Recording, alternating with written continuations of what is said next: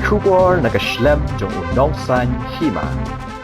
Uba penyat sing CM ubade UCM ke KHEDC habakran syakil apathai khobor mentagasngi ulayatho bahga jinglet ya kendo ke district council bapher na pokathan chate lamingi ya uek mishra ubade unong aibut ke Ministry of Home Affairs ke Sarkar India nakalang ke KHEDC kala yo ban pinsngawru syau halor ke 125th constitutional amendment ban kerpat ya ban Kynthup lang ya ke schedule Hapoh kanikaan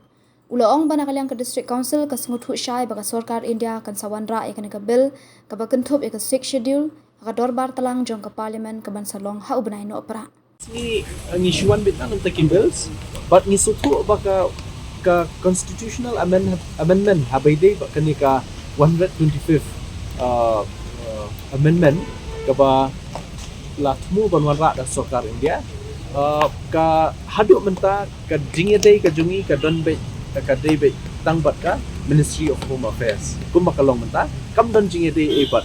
ulat de ngila syupen sngoro hi ba ngila ya chakmat habai de kani na usbatay hindat ni jingwan na kani syakhi kadan tu komiti piblawan sedali de kan biang le kendu itu to dangshen ngila yo ban ye kendu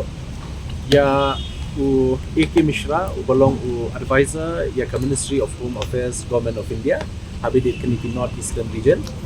de kajing kendu gajungi kalong hadin bangila de bandi ai ya ka dorkas ne ka memorandum na baru supposedly ki autonomous council Hapoh North East haka arsan tarik u Julai ya u menteri kampoye Amit Shah de halor kata nakaliang ka home ministry kala constitute ya ka committee ka ban kli da u nitin Anand Rai bade union minister of state yang ka home ban long ku chairman de dangshen nilala ban ya kendu bat nilala ban ya slok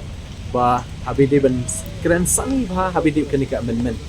de kindiat ladangi keren pangka amendment habide bat ka proposal jong ka Khasi Hills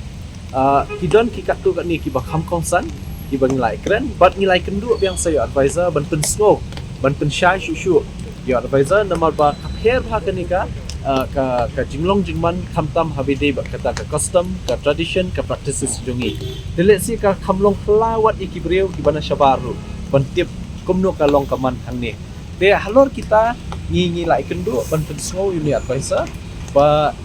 ki tu ki memorandum ki proposal ki banglai ki long ki badan kam but la de ban Kynthup dan ban include hakanika bill ka bakin wanra sien but nakaliang jungi ni sungtu syai ba nakaliang ka government of India